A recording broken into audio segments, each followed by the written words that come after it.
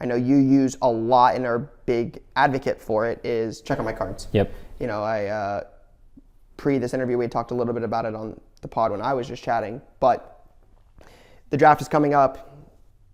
You're super, super knowledgeable. I will give all of the credit in the world for this. Like, you are super, super knowledgeable in the college football, basketball stuff. But Check Out My Cards is a great spot for so many things, right? Those lots you buy, value box cards at a show.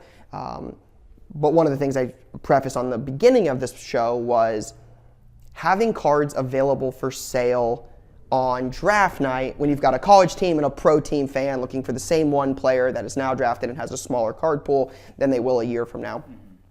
Just want to talk a little bit about, like, you know, one, why you like Check Out My Cards, and, you know, what you've had success using it for, and then we can go down into more of the draft stuff. Yeah, for sure. So yeah, I like Check Out My Cards just because it is so easy to just buy a card instantly and relist it, and you're never touching the card. 100%. They handle everything. So a lot of times, honestly, I check COMC first before I even touch eBay, just because it's like, it's kind of just a card show on the internet. So you're just searching for a player, and a lot of times I'll, you know, find some undervalued cards. Maybe they're on sale. Sellers run promotions all the time. So I'm always looking at that. And then depends, you know, I'm always a value guy. So it's like, I look at a Jackson Dart Bowman first auto, maybe 60, 70 bucks right now, but I see his base cards are like 50 cents on there. So I'll buy up the floor. I'll spend 20 bucks on base cards, buy 30, 40 of them. And then from there, like, I'm hoping draft night, like, you look at, obviously Caleb Williams was like #1, or like even Bo Nix and those guys from last year's class, like those were $3, $4 cards on draft night. So just buying up the floor and, you know, getting a good amount of them and then having them ready for the draft. That's why I love the draft, and that's where 100%.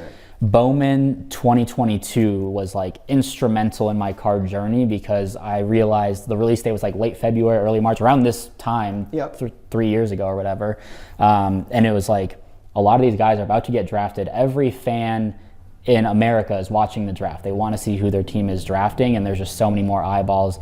The college fans are like, yay, he got excited to, or he got drafted to Minnesota. The Minnesota fans are happy. So like Jordan Addison at that time was like a huge flip for me, where it was like, that's just a match made in heaven. So there's so much hype and optimism, even for like I always joke, like the New York Giants, that's the happiest their fans are all year. Like, sorry for any Giants fans, but like, there's just so much hope and optimism. Like, this guy's going to turn us around. And then, you know, so I've always capitalized on that. And that was really instrumental to have those cards readily available. And my method is kind of honestly switched. At first, you know, 2022, smaller budget to work with. 2023, actually, you know who changed my thought process was Dorian Thompson-Robinson. I went heavy on him. I really liked him at UCLA. Bought, you know, true color, yellow, blue, got some gold, yellow autos. And then he went off in the Hall of Fame game in preseason, and his autos were doing 200-300.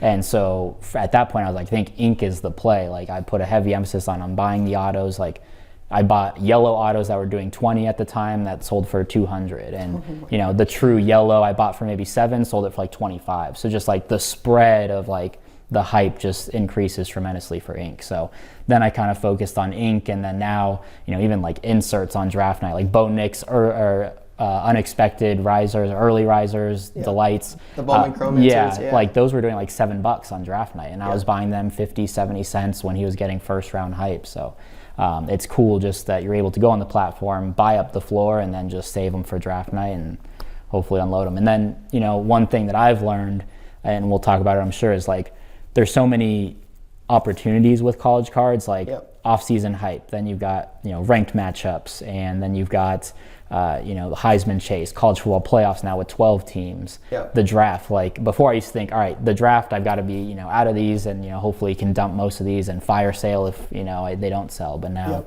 so many different avenues. Yeah, and I think that's something that I think about a lot is, you know, it's definitely not as bad as it was, but when NIL started, a lot of the commentary was, you know, these are college cards. This stuff doesn't ever hold any value. This stuff stinks. Nobody wants this stuff. But like, you know, I know you and I are both like avid college collectors. Like, I prefer Ohio State uniforms. Like, I prefer Marvin Harrison Jr. Ohio State 101s. I don't care about the Cardinals cards. Like, they don't do anything for me.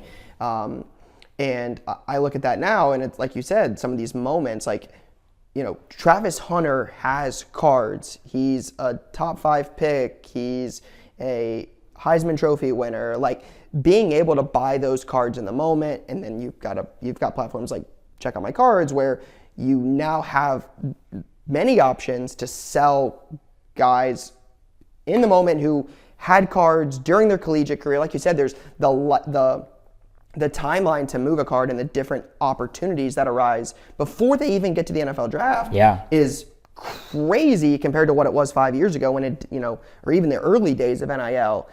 I look at it as there's a dozen opportunities to sell a Travis Hunter card before he even gets to the draft versus, again, like a couple years ago, you just didn't have that opportunity. Yeah, for sure. And so, yeah, that was just, it's been a learning part. Like the NIL game is 2021 paper Bowman. Like that's when it started and it changed everything. And so it has been a learning opportunity where it's like, you're buying early and you have all those exit points to try to capitalize on it. And there has been that stigma of college cards and even unlicensed cards still, but yeah, it's getting much better. And because of NIL, they're like celebrities now, and it's a big thing. I think there were a lot of big voices as well and big players players in the NIL game at the right time, like love them or hate them, but Deion Sanders like put so many more eyeballs on the college football scene. He's got 2 top 10 picks coming up.